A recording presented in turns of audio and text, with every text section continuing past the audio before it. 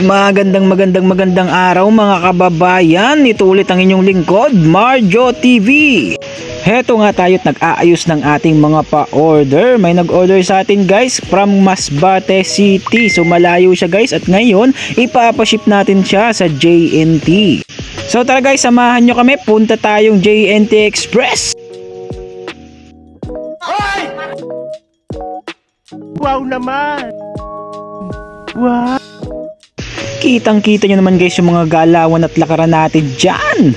At ngayon nga nandito na tayo sa JNT branch. Tayo yung mag-fill up muna. So sa panahon ngayon ay kailangan puro na digital. So kailangan mag-fill up ka sa cellphone na guys. So ganyan ka high-tech dito sa JNT Express. At habang binabalot nga na ate yung ating parcel ay nakita ko nga na napakagaling yung magbalot at talagang pulidong pulido. Para naman guys pagdating ng parcel natin sa ating customer ay talagang satisfied na satisfied siya. So shoutout sa inyo JNT Express. Solid po kayo.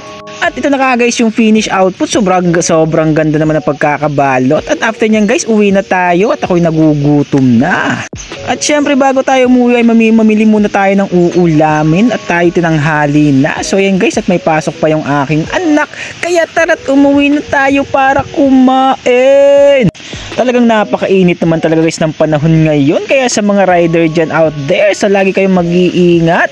Lagi kayong magbaon ng tubig dahil tingnan nyo naman guys, napakainit talaga sa kalsada. So ganito nga pala guys, kapag papasok ka ng bahay, ayan nakita nyo naman guys, kiss muna tayo sa aking nag-iisang asawa at nag-iisang anak. So ayan guys ang aking pusa, napakabait niyan. Ang pangalan niya ay Jeannie. So ganyan nga guys, pagkatapos natin kumain ay umalis agad tayo. Meron pa tayong isang aanihing bendo. Tingnan nyo guys, ito yung last bendo na aanihin natin. Ayan, dito lang yan sa amin, malapit lang guys. So ganyan pala guys tumatakbo ang araw ko. Ganyan guys, so pagkatapos sa bahay ay pupunta ulit sa ibang lugar para maghanap buhay. So ganyan tayo guys para laging busog ang ating bulsa. Lalo na guys, meron na tayong pamilya. So ganyan guys karami yung naani natin. So good for 1 month yan guys. At tara na nga at mauwi na tayo. Sobrang init talaga guys. So babang pauwi nga ako guys, nakita ko na yung anak ko nakaprepare na at papasok na nga siya sa school.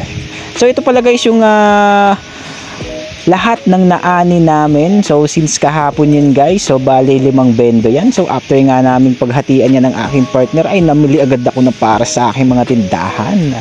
Hindi pala, isang tindahan lang pala guys.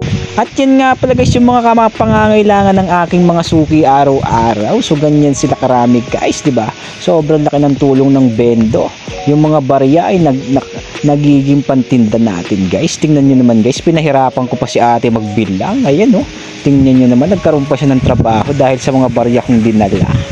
At tara nagat umuwi na tayo guys. Tingnan mo, nakamotor lang tayo pero kargado tayo. And then pagkatapos guys, punta tayo sa bilihan natin ng soft drinks. Bili tayo ng alak guys.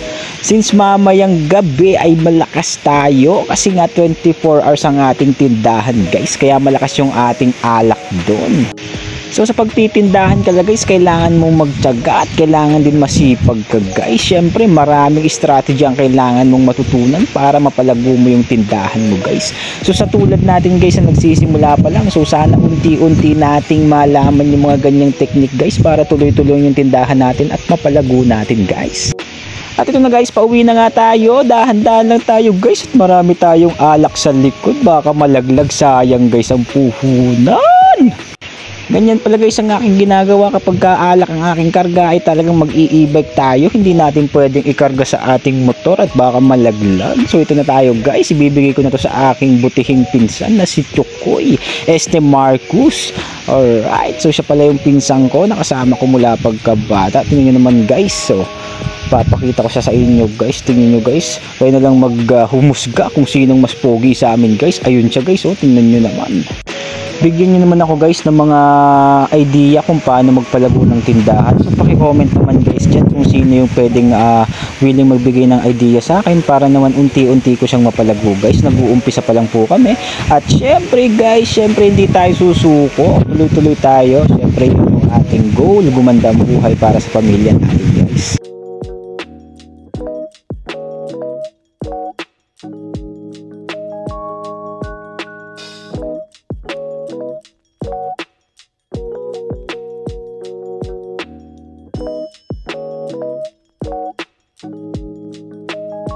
Alright guys, so hanggang dito na lang ulit.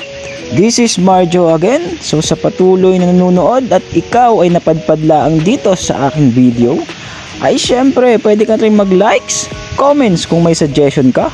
At syempre pwede mo na rin akong subscribe para naman matulungan mo ang aking channel. So maraming salamat po. At laging tatandaan, ride safe. Iba na ang nag-iingat. This is Marjo. Wapow!